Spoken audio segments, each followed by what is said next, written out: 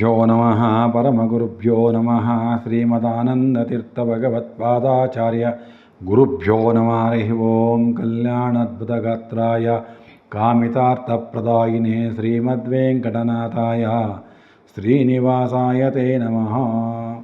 2025ನೇ ಇಸವಿ September ತಿಂಗಳಲ್ಲಿ ಮೀನರಾಶಿಯವರ ಮೇಲಾಗುವ ಫಲಗಳ ಬಗ್ಗೆ ಒಂದು ವಿಚಾರವನ್ನು ಮಾಡೋಣ. CS ಅಷ್ಟವನ್ನು ವೀಕ್ಷಿಸುವ ವೀಕ್ಷಕರಿಗೆ ಆತ್ಮೀಯ ಸ್ವಾಗತ. ನಮ್ಮ ಚಾನಲನ್ನು ಸಬ್ಸ್ಕ್ರೈಬ್ ಮಾಡಿಕೊಂಡು ಎಲ್ಲರಿಗೂ ಶೇರ್ ಮಾಡಿ. ಅದೃಷ್ಟ ಯೋಗ ಮೀನರಾಶಿಯವರಿಗೆ ಯಾಕಪ್ಪ ಅಂದರೆ ಈ ತಿಂಗಳಲ್ಲಿ ವಿಶಿಷ್ಟವಾದ ಅದೃಷ್ಟ ಯೋಗ ಚೆನ್ನಾಗಿದೆ. ಯಾಕೆ ಚೆನ್ನಾಗಿದೆ? ಶನಿ ವಕ್ರಿ ಆಗಿದ್ದಾನೆ, ಅದೇ ಅದೃಷ್ಟ. ನಿಮ್ಮ ಜನ್ಮರಾಶಿಯಲ್ಲಿ ಶನಿ ಇಲ್ಲ, ಅವನ ದೃಷ್ಟಿಯೆಲ್ಲ ಕುಂಭರಾಶಿ ಮೇಲೆ ಬಿದ್ದಿರ್ತದೆ. ಹಾಗಾಗಿ ಅದೃಷ್ಟ ಯೋಗ ಏನಾಗಿದೆ ನಮಗೆ ಈ ಮೀನರಾಶಿ ವಿಚಾರವಾಗಿ. ರವಿ ಶುಕ್ರರ ಅನುಗ್ರಹ ಭಾಳ ಚೆನ್ನಾಗಿದೆ. ಆ ರವಿ ಶುಕ್ರ ಅನುಗ್ರಹದಿಂದ ಅನಾಯಾಸ ಲಾಭಗಳಾಗ್ತದೆ. ಬೇರೆಯವರ ಆಸ್ತಿಗಳು ಸಹ ನಿಮ್ಮ ಹೆಸರಿಗೆ ಬರ್ತದೆ, ಅವರೇ ತಂದು ಕೊಟ್ಟೋಗ್ತಾರೆ. ಇದು ಅದೃಷ್ಟ ಅಲ್ವೇ? ಯಾರೋ ಬಂದು ಏನೋ ಸಹಾಯ ಮಾಡಿ ಏನೋ ಕೊಟ್ಟೋಗ್ತಾರೆ, ದಟ್ ಇಸ್ ಅದೃಷ್ಟ. ಕಾರಣ ಶನಿ ಒಂದು ಫಲ, ರವಿ ಶುಕ್ರರ ಫಲ. ರವಿ ಒಂದು ವಿಶೇಷವಾದ ಫಲವನ್ನು ಕೊಡ್ತಾ ಇದ್ದಾನೆ. ರವಿಯಿಂದ ಉದ್ಯೋಗದಲ್ಲಿ ಪ್ರಗತಿ ಆಗ್ತದೆ, ಒಳ್ಳೆಯ ಯೋಗ ಕೊಡ್ತಾನೆ. ವಿವಾಹದ ಫಲ, ವಿವಾಹದ ನಂತರ ಒಳ್ಳೆಯ ಯೋಗಗಳು ಪ್ರಾರಂಭ ಆಗ್ತಾಯಿದೆ. ನಿಮ್ಮ ಶ್ರಮಕ್ಕೆ ತಕ್ಕ ಶುಭ ಫಲ ಸಿಗುವಂಥವು ಚೆನ್ನಾಗಿದೆ. ವಿಶೇಷವಾಗಿ ಭೂಮಿ ಧನವನ್ನು ಸಂಪಾದನೆ ಮಾಡ್ತೀರಿ. ದೊಡ್ಡ ಕೈಗಾರಿಕೆಗಳು ಮಾಡುವಂತಹದ್ದು, ದೊಡ್ಡ ಯಂತ್ರಗಳ ಜೊತೆ ಕೆಲಸ ಮಾಡುವಂಥ ಚಾನ್ಸಸ್ ಇರ್ತದೆ. ಒಳ್ಳೆಯ ಯೋಗ ಅದೆಲ್ಲ ವ್ಯಾಪಾರಕ್ಕೆಲ್ಲ. ತಂದೆಯ ಆರೋಗ್ಯದಲ್ಲಿ ಸ್ವಲ್ಪ ಎಚ್ಚರವನ್ನು ವಹಿಸ್ಕೋಬೇಕಾಗ್ತದೆ. ವಿವಾಹಾದಿಗಳೆಲ್ಲ ಚೆನ್ನಾಗಿ ನಡೀತದೆ, ಆದರೆ ಸರಿಯಾದ ರೀತಿಯಲ್ಲಿ ಆಯ್ಕೆ ಮಾಡ್ಕೋಬೇಕಾಗ್ತದೆ ನಿಮಗೆ. ಯಾಕೆಂದರೆ ನಿಮ್ಮ ಸಪ್ತಮ ಸ್ಥಾನಗಳಲ್ಲಿ ಅಷ್ಟಮ ಸ್ಥಾನಗಳಲ್ಲಿ ಶತ್ರುಗಳ ಸಂಚಾರ ಮಾಡೋದರಿಂದ ವಿಶೇಷವಾಗಿ ಸ್ವಲ್ಪ ಅಲ್ಲಿ ಸರಿಯಾಗಿ ಜಾತಕವನ್ನು ಪರಿಶೀಲಿಸಿ ವಧುವರರನ್ನು ಮಾಡ್ಕೋಬೇಕು. ಯಾವುದೋ ಆತರ ಬಿದ್ದೆಲ್ಲ ಮಾಡ್ಕೊಳ್ಳೋಕ್ಕೆ ಹೋಗಬಾರ್ದು.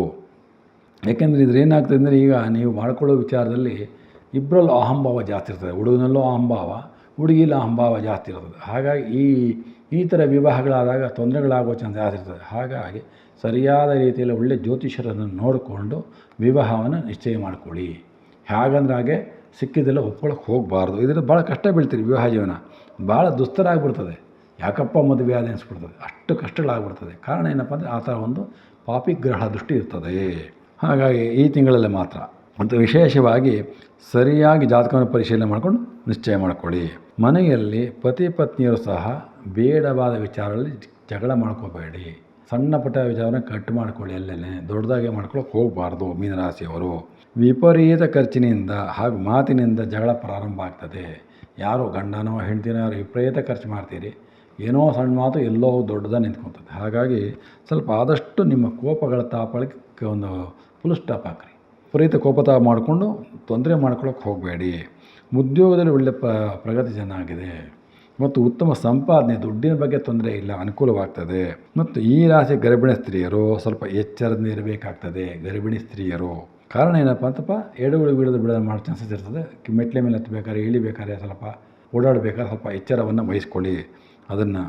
ಹಾಗೂ ವ್ಯಾಪಾರಿಗಳಿಗೆ ಧನಲಾಭಗಳ ಒಂದು ಯೋಗ ಭಾಳ ಚೆನ್ನಾಗಿದೆ. ಮತ್ತು ವಿಶೇಷವಾಗಿ ಭ್ರಾತೃಗಳಲ್ಲಿ ಅಣ್ಣ ತಮ್ಮಂದಿರಲ್ಲಿ ಸ್ವಲ್ಪ ಕಲಹಗಳಾಗ್ತದೆ, ಸ್ವಲ್ಪ ನೋಡ್ಕೊಳ್ಳಿ. ದೊಡ್ಡ ಕಲಹಗಳಾಕೆ ಮಾಡೋಕ್ಕೆ ಬಿಡ್ಕೋಬೇಡಿ. ವಿದ್ಯಾರ್ಥಿಗಳು ಉನ್ನತ ವ್ಯಾಸಂಗಕ್ಕೆ ಹೊರದೇಶಕ್ಕೆ ಹೋಗುವಂಥ ಚಾನ್ಸಸ್ ಇರ್ತದೆ. ಪ್ರಯತ್ನ ಮಾಡಿ, ವಿದ್ಯೆಯಲ್ಲಿ ಆದಷ್ಟು ಸಫಲವಾಗುವಂಥ ಯೋಗ ಭಾಳ ಚೆನ್ನಾಗಿದೆ. ಮತ್ತು ವ್ಯವಹಾರ ಮಾಡಬೇಕಾದ್ರೆ ಸ್ವಲ್ಪ ಮೈಯಲ್ಲಿ ಕಣ್ಣಾಗಿರಲಿ. ಯಾರನ್ನೋ ನಂಬ್ಕೊಂಡೆಲ್ಲ ಮಾಡೋಕ್ಕೆ ಹೋಗಬೇಡಿ. ಯಾಕೆಂದ್ರೆ ತೊಂದರೆಗಳಾಗ್ತದೆ, ಸಿಕ್ಕುಗಳಿರ್ತದೆ ವ್ಯವಹಾರಗಳಲ್ಲಿ. ಗೊತ್ತಿಲ್ಲದೆ ಮೋಸ ಮಾಡೋದಕ್ಕೆ ಕಾಯ್ತಾ ಇರ್ತಾರೆ. ಯಾಕೆ ನಿಮ್ಮ ಅದೃಷ್ಟ ಚೆನ್ನಾಗಿದೆ, ನಿಮ್ಮ ಹಣ ವ್ಯವಹಾರ ಕೈ ಕೂಡ್ತಾ ಇರ್ತದೆ, ಬಂದಿರ್ತದೆ, ಹೆಂಗದಂಗೆ ಬಂದಿರ್ತದೆ. ಅದನ್ನ ಹೆಂಗದಂಗೆ ಹಾಳು ಮಾಡಬೇಕು. ಅದಕ್ಕೆ ಪತ್ರ ವ್ಯವಹಾರ ಮಾಡಬೇಕಾದ್ರೆ ಹುಷಾರಾಗಿರಿ. ಬುದ್ಧಿ ವಿಕಲ್ಪ, ಯೋಚನೆಯೇ ಮಾಡಲ್ಲ, ಆತ್ರ ಬೇದು ಕೊಟ್ಬಿಡೋದು, ಆತ್ರ ಬೇದು ಮಾತು ಕೊಟ್ಬಿಡೋದು, ಏನೋ ಮಾಡ್ಕೊತಾರೆ. ಅದಕ್ಕೆ ಬುದ್ಧಿ ವಿಕಲ್ಪ ಅಂತೀವಿ. ಬುದ್ಧಿಯನ್ನು ಯೋಚನೆ ಮಾಡಿ ಕರೆಕ್ಟ್ ಒಂದೇ ಮನಸ್ಸು ಯೋಚನೆ ಮಾಡಿ ಕೊಡಬೇಕಾಗ್ತದೆ. ಇದರಿಂದ ಮುಂದೆ ಮಾದಕ ಚಿಂತೆಗಳಾಗ್ಬಿಡ್ತದೆ. ಹಾಗಾಗಿ ವ್ಯವಹಾರವನ್ನು ನೋಡ್ಕೊಂಡು ಮಾಡಿ. ಪ್ರಯಾಣದಲ್ಲಿ ಸ್ವಲ್ಪ ಎಚ್ಚರವನ್ನು ವಹಿಸ್ಕೊಳ್ಳಿ. ಮತ್ತು ಉದ್ಯೋಗದಲ್ಲಿ ಬಡ್ತಿಗಳಾಗುವುದಕ್ಕೆ ಪ್ರಯತ್ನಿಸಿ, ಅದು ಸಫಲವಾಗ್ತದೆ. ಯಾರು ಪ್ರಮೋಷನ್ ಬೇಕು ಅಂದರೆ ಸ್ವಲ್ಪ ದೊಡ್ಡ ದೊಡ್ಡ ಅಧಿಕಾರಿಗಳ ಹತ್ರಕ್ಕೆ ನಿಧಾನವಾಗಿ ಕೂತಿ ಮಾತಾಡ್ಕೊಂಬನ್ನಿ, ಒಳ್ಳೆ ಸಫಲವಾಗ್ತದೆ. ಮತ್ತು ಉದ್ಯೋಗದಲ್ಲಿ ಸಣ್ಣ ಪುಟ್ಟ ತೊಂದರೆಗಳನ್ನೆಲ್ಲ ಪರಿಹಾರ ಮಾಡ್ಕೊಳ್ಳಿ, ದೊಡ್ಡದು ಮಾಡ್ಕೊಳ್ಳೋಕೆ ಹೋಗಬಾರ್ದು. ಮತ್ತು ಸರ್ಕಾರದ ಕೆಲಸ ಕಾರ್ಯಗಳಲ್ಲಿ ಹಾಗೂ ಜವಾಬ್ದಾರಿ ಕೆಲಸಗಳಲ್ಲಿ ಆಲಸ್ಯ ಮಾಡೋಕ್ಕೆ ಹೋಗಬಾರ್ದು. ಯಾವುದೇ ವ್ಯವಹಾರ ಕೊಟ್ಟರು ಆಲಸ್ಯ ಮಾಡಬೇಡ್ರಿ. ಆಲಸ್ಯದಿಂದ ಭಾಳ ತೊಂದರೆಗಳು ಅನುಭವಿಸ್ತೀರಿ. ಮತ್ತು ಬೇರೆ ವಹಿಸ್ಬಿಟ್ರೆ ಅದರಿಂದನೂ ಅವಮಾನಗಳಾಗುವಂಥ ಚಾನ್ಸಸ್ ಇರ್ತದೆ. ಮತ್ತು ಮನೆಯ ವಾತಾವರಣ ಶಾಂತಿಯಿಂದ ಇರೋಕ್ಕೆ ಪ್ರಯತ್ನ ಮಾಡಿ. ಆದಷ್ಟು ಶಾಂತಿ ಇರಲಿ ಮನೆಯೊಳಗೆ. ಯಾಕೆಂದರೆ ಮನೆ ಚೆನ್ನಾಗಿದ್ದರೆ ಹೊರಗೆ ಬಂದು ದುಡಿಬೋದು. ಮನೆಯೊಳಗೆ ಚೆನ್ನಾಗಿದ್ರೆ ಹೆಂಗೆ ದುಡಿಯೋಕ್ಕಾಗ್ತದೆ? ಹಾಗಾಗಿ ಉದ್ವೇಗ, ಕೋಪ, ತಾಪಗಳನ್ನೆಲ್ಲ ಸ್ವಲ್ಪ ಕಡಿಮೆ ಮಾಡ್ಕೋಬೇಕು ಮೀನರಾಶಿಯವರು. ಸತ್ಕಾರ್ಯ ಮಾಡಿ ಹಾಗೂ ಪರರಿಗೆ ಉಪಕಾರವನ್ನು ಮಾಡಿ ಒಳ್ಳೆ ಕೀರ್ತಿ ಯಶಸ್ಸುಗಳನ್ನು ಸಂಪಾದನೆ ಮಾಡ್ಕೊತೀರಿ. ದೇವರ ದರ್ಶನ ಹಾಗೂ ತೀರ್ಥಯಾತ್ರೆಗಳನ್ನು ಮಾಡುವಂಥ ಯೋಗ ಭಾಳ ಚೆನ್ನಾಗಿದೆ. ಮತ್ತು ಹೊಸ ಉದ್ಯೋಗ ಬೇಕು ಅನ್ನೋ ಪ್ರಯತ್ನ ಮಾಡಿ, ಅದು ಭಾಳ ಚೆನ್ನಾಗಿ ಸಿಗ್ತದೆ. ಮತ್ತು ಪತ್ನಿ ಆರೋಗ್ಯದಲ್ಲಿ ಸ್ವಲ್ಪ ಏರುಪೇರುಗಳಾಗ್ತದೆ, ಸ್ವಲ್ಪ ಗಮನವನ್ನು ಕೊಡಿ. ಸಂಪಾದನೆಗಿಂತ ಅಧಿಕ ಖರ್ಚುಗಳಾಗ್ಬಿಡ್ತದೆ, ಬೇಡವಾದ ಖರ್ಚು ಉಂಟಾಗ್ತದೆ. ಅದನ್ನು ಅವಾಯ್ಡ್ ಮಾಡ್ಕೋಬೇಕು, ನಿಗಾ ವಹಿಸ್ಕೋಬೇಕಾಗ್ತದೆ. ಸಾಲದ ವಿಚಾರಕ್ಕೆ ಮಧ್ಯಸ್ಥಿಗೆ ಮಾತ್ರ ಹೋಗಬಾರ್ದು. ಮಧ್ಯಸ್ಥಿಕೆ ಅಂದರೆ ಭಾಳ ಕಷ್ಟಗಳಾಗ್ತದೆ. ಮತ್ತು ವಿಶೇಷವಾಗಿ ಏನಪ್ಪ ಅಂದರೆ ಸ್ವಲ್ಪ ಗಂಡ ಹೆಂಡತಿ ಸಂಬಂಧಪಟ್ಟಿರೋ ಲೈಂಗಿಕ ಕ್ರಿಯೆಯಲ್ಲಿ ಸ್ವಲ್ಪ ಆಸಕ್ತಿ ಇರೋದಿಲ್ಲ, ಒಂದು ಪ್ರೀತಿ ವಿಶ್ವಾಸ ಇರೋದಿಲ್ಲ. ಸ್ವಲ್ಪ ಅದನ್ನು ಫಾಲೋ ಮಾಡಿ. ಅವರಿಗೆ ಏನು ಬೇಕು, ನಿಮಗೇನು ಬೇಕು ಯೋಚನೆ ಮಾಡಿ ಮಾಡಿಕೊಡಿ. ಯಾಕಂದರೆ ಲೈಂಗಿಕ ಕ್ರಿಯೆಯಲ್ಲಿ ಒಂದು ಮಾನಸಿಕ ನೆಮ್ಮದಿ ಇರಬೇಕು ಯಾವಾಗಲೂ. ಆ ಮಾನಸಿಕ ನೆಮ್ಮದಿ ಸಿಗ್ತದೆ. ಮತ್ತು BP ಇರತಕ್ಕಂಥವರು, ಹೃದಯ ತೊಂದರೆ ಇರುವವರು ಭಾಳ ಎಚ್ಚರವನ್ನು ವಹಿಸಿಕೊಳ್ಳಿ. ಆರೋಗ್ಯ ಸಂಬಂಧಪಟ್ಟವರು, ಆರೋಗ್ಯ ವಿಚಾರದಲ್ಲಿ BP ಸಂಬಂಧಪಟ್ಟಿದ್ದು, ಹೃದಯ ಸಂಬಂಧಪಟ್ಟಿದ್ದು ಭಾಳ ಎಚ್ಚರ ಇರಬೇಕಾಗ್ತದೆ. ಇದರಲ್ಲಿ ಹೇಗೆ ಬರ್ತದೆ? ಆದಷ್ಟು ದೇಹದಲ್ಲಿ ಉತ್ಪತ್ತಿ ಆಗುವಂಥ ಕಾಯಿಲೆಗಳಲ್ಲ, ಮಾನಸಿಕ ಕಾಯಿಲೆ, ಮನಸ್ಸಿನ ತೊಂದರೆ, ಏನೋ ಯೋಚನೆ ಟೆನ್ಷನ್ ಮಾಡಿಕೊಂಡು ಆರೋಗ್ಯವನ್ನು ಕೆಡಿಸ್ಕೊತೀರಿ. ಆದಷ್ಟು ಮನಸ್ಸನ್ನು ಶಾಂತಿಯಿಂದ ನೋಡ್ಕೊಳ್ಳಿ. ಒಳ್ಳೆ ಅದೃಷ್ಟ ಚೆನ್ನಾಗಿರೋದ್ರಿಂದ ಮಾನಸಿಕ ಶಾಂತಿಯನ್ನು ತೊಗೊಳ್ಳಿ ಮೊದಲು. ಮತ್ತು ಕುಟುಂಬದಲ್ಲಿ ಆದಷ್ಟು ಶಾಂತಿ ನೆಮ್ಮದಿಗೆ ಹೆಚ್ಚು ಪ್ರಯತ್ನ ಮಾಡಿ. ಈ ಒಂದು ಗಂಡ ಹೆಂಡತಿ ವಿಚಾರ ಒಳ್ಳೆಯದಾಗೋದಕ್ಕೆ, ಆರೋಗ್ಯ ಸಂಪಾದನೆ ಆಗೋದಕ್ಕೆ ಮತ್ತು ದುಡ್ಡು ಕಾಸು ಅನುಕೂಲವಾಗೋದಕ್ಕೆ ಮತ್ತು ವಿಶೇಷವಾಗಿ ಪಾರ್ವತಿ ಪರಮೇಶ್ವರನ ಆರಾಧನೆ ಮಾಡುವಂತಹದ್ದು ಭಾಳ ಒಳ್ಳೆಯ ಫಲ. ಇದರಿಂದ ಗಂಡ ಹೆಂಡತಿ ಜಗಳಗಳೆಲ್ಲ ಪರಿಹಾರವಾಗ್ತದೆ, ಮನಸ್ಸು ಶಾಂತವಾಗಿರ್ತದೆ. ಶಾಂತದ ಬೇಕಂದರೆ ರುದ್ರದೇವರ ಸ್ಮರಣೆ ಮಾಡಲೇಬೇಕು. ಪ್ರತಿ ಸೋಮವಾರ ಪ್ರದೋಷ ಕಾಲಕ್ಕೆ ಸಾಯಂಕಾಲ ಹೋಗಿ ರುದ್ರದೇವರು, ಪಾರ್ವತಿ ಸಮೇತ ರುದ್ರದೇವರ ದರ್ಶನವನ್ನು ಮಾಡಿಕೊಂಡು ಯಾರು ಬರ್ತೀರಿ ಅವರಿಗೆ ಒಂದು ಕುಟುಂಬದಲ್ಲಿ ಒಳ್ಳೆ ಶುಭವಾಗ್ತದೆ. ಗಂಡ ಹೆಂಡತಿ ನೋವುಗಳೆಲ್ಲ ಪರಿಹಾರವಾಗ್ತದೆ.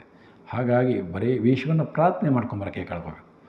ಸೋಮವಾರ ಹೋಗಿ ರುದ್ರದೇವ ದರ್ಶನ ಮಾಡಿಕೊಂಡು, ಪಾರ್ವತಿ ಸಮೇತ ರುದ್ರದೇವ ನಮಸ್ಕಾರ ಮಾಡಿಕೊಂಡು ಒಂದು ಪ್ರಾರ್ಥನೆ ಮಾಡ್ಕೊಂಬನ್ನಿ. ಎಲ್ಲ ಕಷ್ಟ ಪರಿಹಾರವಾಗಿ ಮೀನರಾಶಿಗೆ ಶುಭ ಯೋಗ, ಅದೃಷ್ಟ ಯೋಗಗಳು ಕೂಡಿ ಬಂದಿದೆ. ನಮಸ್ಕಾರಗಳು.